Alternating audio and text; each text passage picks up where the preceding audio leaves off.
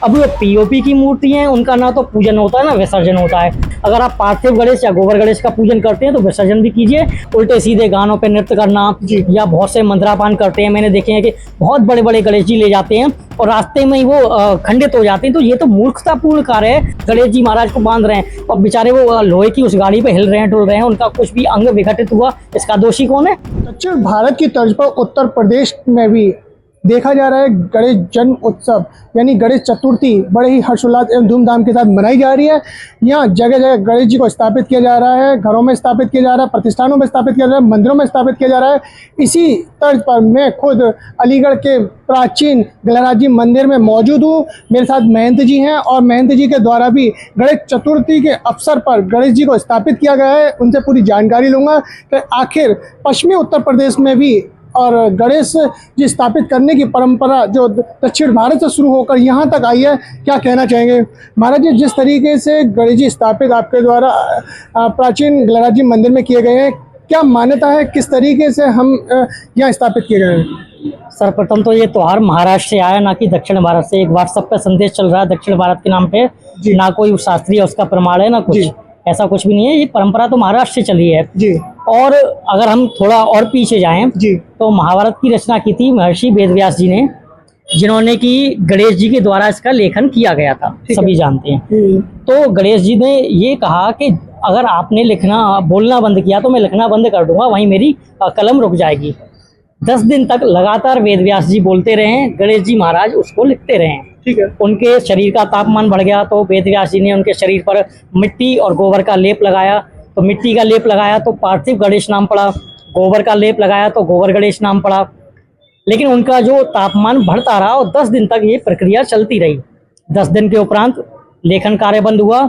गणेश जी महाराज को व्यास जी ने स्नान कराया नदी के जल में, तो गोबर और मिट्टी बह गई और गणेश जी, जैसे कि उनकी शक्ति के अंतर ध्यान हो जाएंगे, अपने लोग चले जाएंगे, वो अपने लोग चले जाएंगे। तभी से वो विसर्जन हो गया कि मिट्टी और गोबर, ये गणेश जी का विसर्जन। अब वो पीओपी की मूर्ति हैं, उनका ना तो पूजन होता है ना विसर्जन होता है। तो ये सर्वथा गलत है जो बड़े बड़े गणेश जी लाते हैं। आखिर श्रद्धालुओं के द्वारा किस तरह की गणेश मूर्ति का स्थापित करना चाहिए और उनका विसर्जन करना चाहिए आपके अनुसार? महाभारत के अनुसार या वेदव्यास जी के अनुसार पार्थिव गणेश या गोबर गणेश का ही पूजन और विसर्जन करना चाहिए।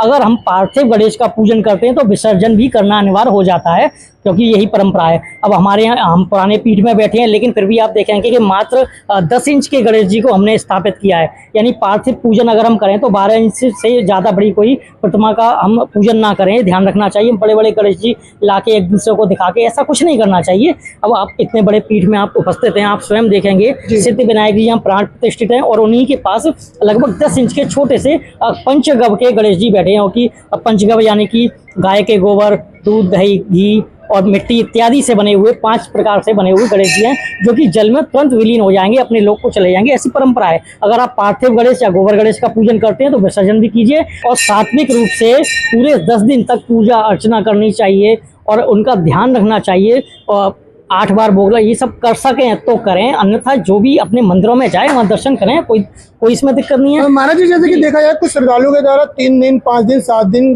भी स्थापित करते हैं गणेश जी को, उसमें आप क्या कहना चाहेंगे? नहीं, बिल्कुल जितनी हमारी क्षमता है। कुछ लोग 1.5 दिन का भी स्थापित करते हैं, कुछ 3 का, 5 का, 7 का, 9 का, 11, जो भी हो, विषम संख्या में आप विसर्जन कीजिए। यानी 10 दिन करके 11 बजे विसर्जन कीजिए, इस तरह की परंपरा करिए। लेकिन सात्विक रूप से ये नहीं कि उल्टे सीधे गानों पे नृत्य करना या बहुत से मंत्रापान करते हैं। मैंने देखे हैं कि बहुत बड़े बड़े गणेश जी ले जाते हैं और रास्ते में ही वो खंडित हो जाते हैं। तो ये तो मूर्खतापूर्ण कार्य है कि आप इतने बड़े गणेश जी ले जा रहे हैं टाटा 407 पे, उनको फिर बांध रहे हैं, गणेश जी महाराज को बांध रहे हैं और बेचारे वो लोहे की उस गाड़ी पे हिल रहे हैं, डुल रहे हैं, उनका कुछ भी अंग विघटित हुआ, इसका दोषी कौन है?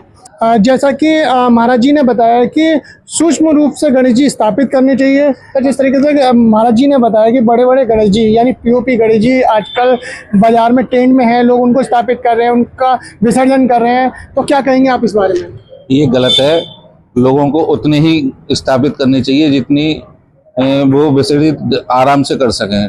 लेकिन आजकल पीओपी मिट्टी के अलावा पीओपी के भी सबसे ज़्यादा इस्तेमाल हो रहे हैं, जो गलत है। जैसा कि श्रद्धालुओं ने बताया, महाराज जी ने भी बताया कि किस तरीके से गणेश जी स्थापित करने चाहिए और उनका किस तरीके से विसर्जन करनी चाहिए, पूरी प्रक्रिया महाराज जी के द्वारा बताई गई है। मैं ABC 24 से आकाश सोनी अपने सहयोगी प्रवीण गुप्ता के साथ।